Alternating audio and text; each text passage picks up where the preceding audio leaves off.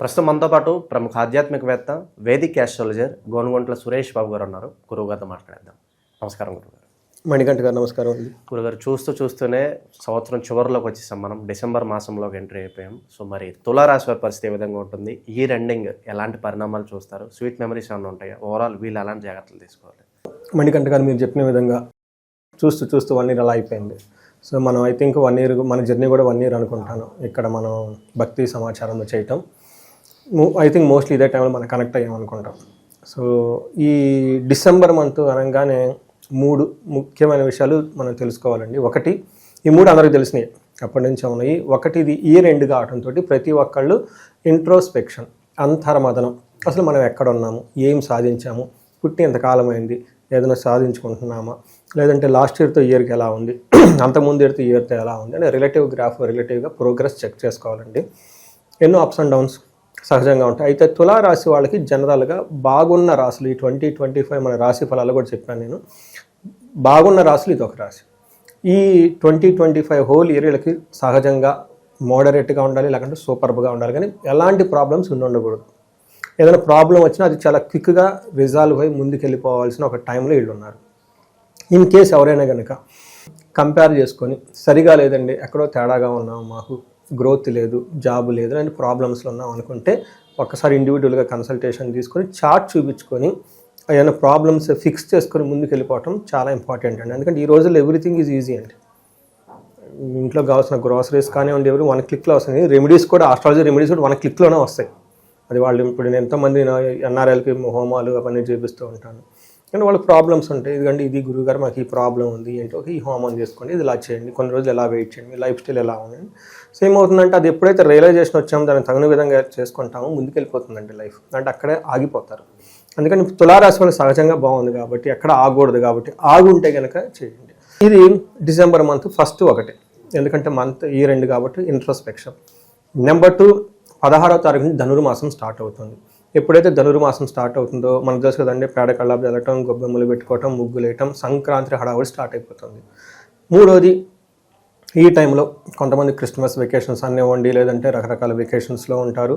మనకి ఐటీలో, ఎన్ఆర్ఏలో వాళ్ళకి ఏమంటే వెస్ట్రన్ కంట్రీస్ అంతా డౌన్ టైం అంటారు, లేదంటే 0 కోడింగ్ డేస్ అని చెప్తూ ఉంటారు. ఈ టైంలో వాళ్ళకి ఈవెన్ హెచ్ఆర్ కూడా మీ టూర్ ప్లాన్ ఏంటి, వెకేషన్ ప్లాన్ ఏంటి అని వాళ్ళు అడుగుతుంటారు. కొంతమంది లీవ్ క్యారీ ఫార్వర్డ్ అయితే ఎక్స్పైర్ అయిపోతేనే ముందుగానే లీవ్స్ అనేది తీసేసుకుంటారు. ఈ టైంలో చాలా best time for the vacation. Indian కాంటినెంట్కి సంబంధించి వెదర్ కూడా కూల్గా ఉంటుంది, అంత ఇబ్బంది పెట్టే విధంగా ఉన్నది కాబట్టి బెస్ట్ వెకేషన్ టైం అని మనకు చెప్తూ ఉంటారు. సో ఇలాంటి టైంలో ఈ బెస్ట్ మాసంలో తులారాశి వాళ్ళకి కూడా చాలా బెస్ట్గా ఉంది. ఒక సింపుల్ మాటలో చెప్పాలంటే తులారాశి వాళ్ళకి టోటల్ ఇయర్లో ఇదొక స్వీట్ మెమరీ ఇచ్చే మంత్ అని మనం ఖచ్చితంగా చెప్పుకోవచ్చు. అంత బాగుంది. మన డీటెయిల్స్ కనుక చూస్తే చిత్త 2-3 పాదాలు, అశ్విని 1-2-3-4 పాదాలు, విశాఖ 1-2-3 పాదాలు అంతా మనకు తులారాశిలో ఉంటారు.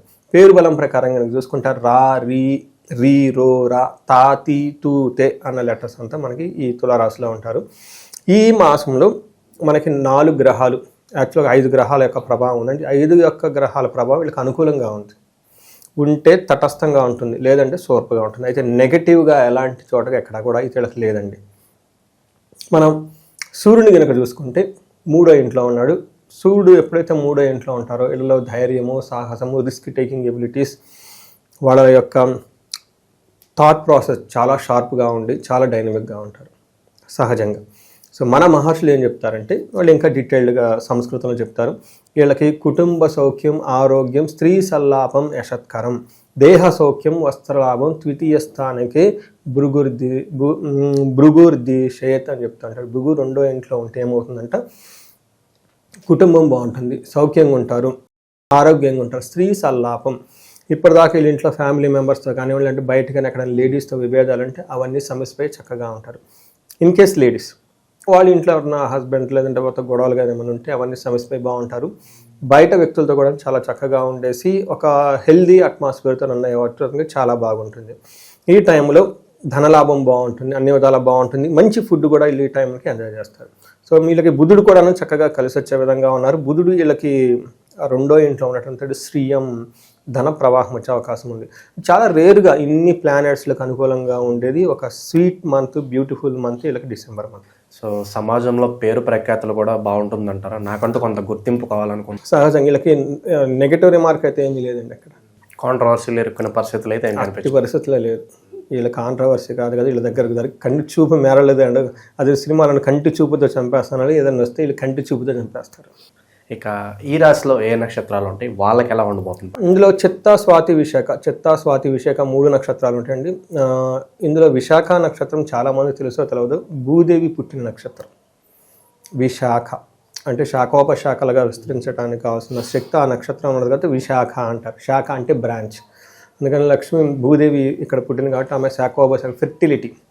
ఓకే, ఆ యొక్క తత్వాన్ని అమ్మవారి దగ్గర ఉంది కాబట్టి ఈ నక్షత్రం ఉంటుంది. చిత్తా స్వాతి 2 నక్షత్రాలు ఉంటాయి. అగైన్ స్వాతి నక్షత్రం వాళ్ళు చాలామంది కళాకారులు, film actors, they are the name for the beauty attraction. Swati పేరులోనే ఉంది, స్వాతి ముత్యం లాగా ఉంటారనమాట. చిత్తా నక్షత్రం వాళ్ళు ఈ 3 నక్షత్రాలు ఉంటుంది. ఇందులో చిత్తా నక్షత్రం వాళ్ళకి ఐశ్వర్యవంతంగా ఉంటుంది, జయప్రదంగా ఉంటుంది, ధనలాభము, విశేష ధనలాభం చూపిస్తుంది. అయితే ఛాలెంజ్ ఒకటి, గొడవలు అయ్యే అవకాశం ఉందండి. ఈ గొడవలు కూడా కుటుంబ సభ్యులు, బ్రదర్స్ తోటి, లేకుంటే పాస్తుల దగ్గర, రియల్ ఎస్టేట్కి సంబంధించిన వాళ్ళల్లో ఇబ్బంది పడే అవకాశం ఎక్కువగా ఉంటుంది.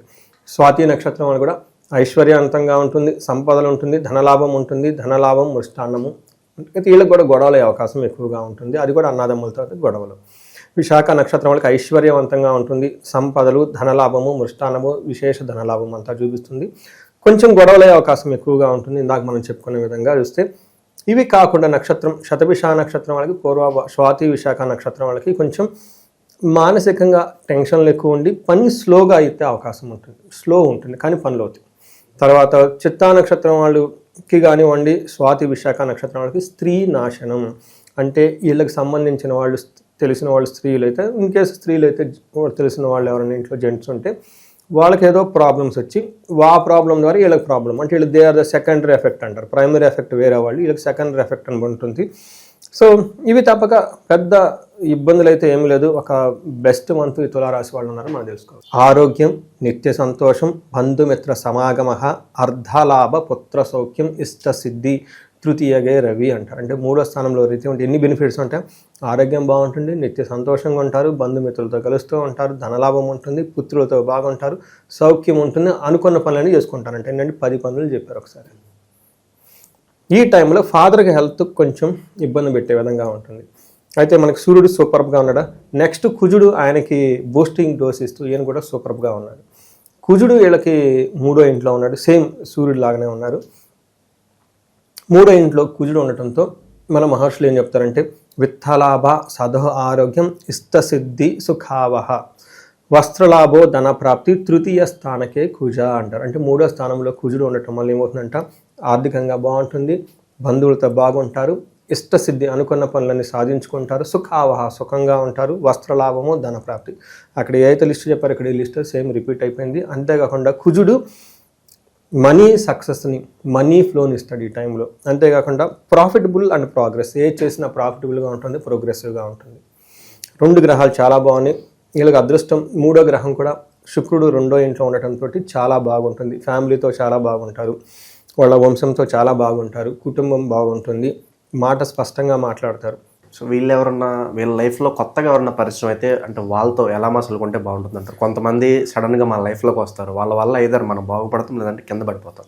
సో ఈ పరిచయాలతో ఎలా ఉండాలంటారు? సో ఈ టైంలో వీళ్ళకి ఇబ్బంది పెట్టే పరిస్థితులు లాంటిది ఎవరు లేరండి, అంతా మంచిగానే ఉంటుంది.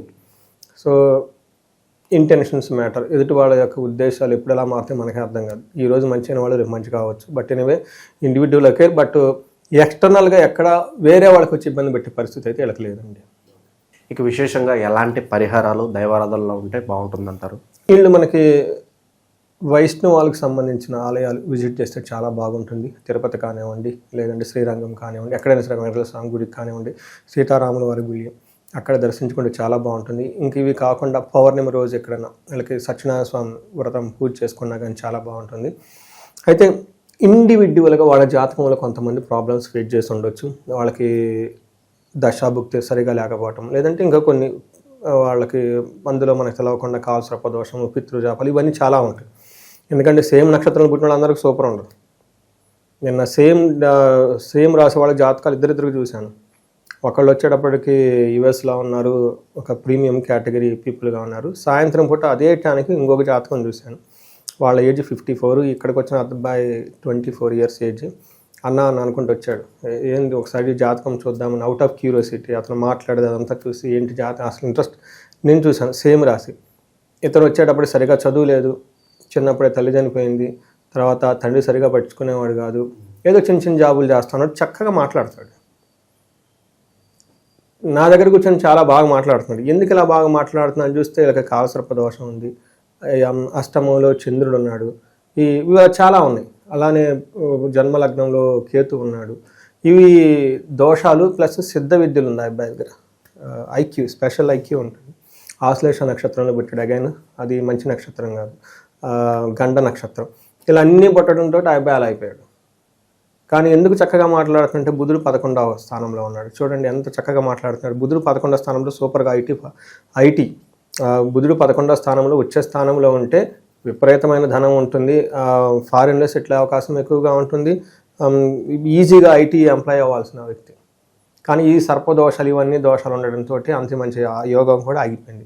అందుకని ఎవరైనా జాతకంలో ఉంటే చాలా ఎర్లీగా పర్టికులర్ తులారాశి వాళ్ళు మీరు ఎందుకు ఎదగట్లేదు, పర్టికులర్గా 35 to 45 years middle age crisis అంటారండి.